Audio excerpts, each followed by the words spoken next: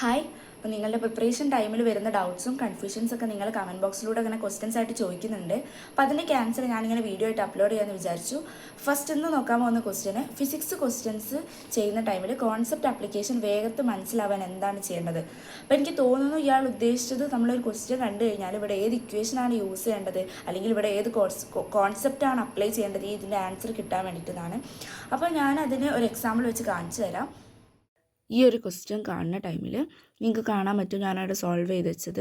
അതിനകത്ത് ഓരോ വാല്യൂസ് എടുത്ത് എഴുതിയിട്ടുണ്ട് അല്ലേ. അപ്പോൾ നോക്കുക, ഈ കാർ സ്റ്റാർട്ട്സ് ഫ്രം റെസ്റ്റ്. അത് വായിക്കുമ്പോൾ തന്നെ മനസ്സിലാക്കണം റെസ്റ്റ് എന്നാണ് കാർ എടുത്തിട്ടുള്ളത്. അപ്പോൾ U0 ആണ്. അത് വായിച്ചപ്പോൾ തന്നെ ഞാൻ U=0 എന്ന് എഴുതി. With acceleration 5 m/s². അപ്പോൾ ഉടനെ ആക്സിലറേഷൻ =5 m/s² എന്ന് എഴുതാം. Find the time and distance covered by the car when it's speed become 10 m/s. Speed 10 ആയി. അപ്പോൾ അതിനർത്ഥം ഫൈനൽ വെലോസിറ്റി 10. അപ്പോൾ V=10. ഇനി ടൈമും കണ്ടുപിടിക്കണം, ഡിസ്റ്റൻസും കണ്ടുപിടിക്കണം.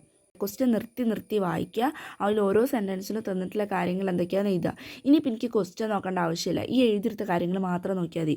U0 ആണ്, ആക്സിലറേഷൻ 5 ആണ്, V10, ടൈമും കണ്ടുപിടിക്കണം, എക്സും കണ്ടുപിടിക്കണം. അപ്പോൾ V=U+AT എന്നാണ് ഇക്വേഷൻ എടുക്കുക. അതിനകത്തുള്ള എല്ലാം തന്നിട്ടുണ്ടല്ലോ. V ഉണ്ട്, U ഉണ്ട്, A ഉണ്ട്, T ആണ് കണ്ടുപിടിക്കേണ്ടത്. അതിൽ നിന്ന് ആക്സിലറേഷൻ V-U/T എന്ന് കിട്ടും. അപ്പോൾ T=V-U/ ആക്സിലറേഷൻ വെച്ചിട്ട് നമുക്ക് ടൈം കണ്ടുപിടിക്കാം. ഇനി എനിക്ക് എക്സ് വേണം.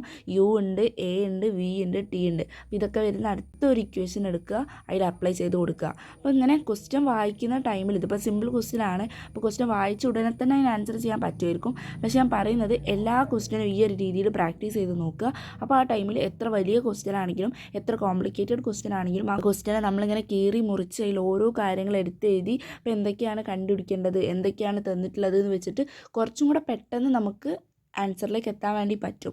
പിന്നെ മെയിനായിട്ട് പറയാനുള്ളത് എന്ന് പറഞ്ഞാൽ ഇതുപോലെ ക്വസ്റ്റ്യൻസ് പ്രാക്ടീസ് ചെയ്തുകൊണ്ടേ ഇരിക്കുക. എത്രത്തോളം ചെയ്യാൻ പറ്റും അത്രത്തോളം ചെയ്ത് ക്വസ്റ്റ്യൻസ് തന്നെ റിവൈസ് ചെയ്ത് ആ ഒരു സ്കില്ല് നല്ലോണം ഡെവലപ്പ് ചെയ്തെടുക്കുക. അപ്പോൾ പിന്നെ ഏത് ക്വസ്റ്റ്യൻ വരുമ്പോൾ കാണുമ്പോൾ തന്നെ നമുക്ക് മനസ്സിലാവും, ഇതാണ് ഇവിടെ യൂസ് ചെയ്യേണ്ടത്, ഇതാണ് ഇങ്ങനെയാണ് ഈ ക്വസ്റ്റ്യൻ ചെയ്യേണ്ടത് നമുക്ക് മനസ്സിലാവും. അപ്പോൾ ഇതിപ്പോൾ സ്റ്റാർട്ടിങ്ങിൽ ഉണ്ടാകുന്ന ഒരു പ്രശ്നമാണ്. നിങ്ങൾ പതിയെ ക്വസ്റ്റ്യൻസ് ചെയ്ത് അത് ആ ട്രാക്കിലേക്ക് കയറി കഴിഞ്ഞാൽ പിന്നെ നിങ്ങൾക്ക് എല്ലാം ചെയ്യാനായിട്ട് പറ്റും.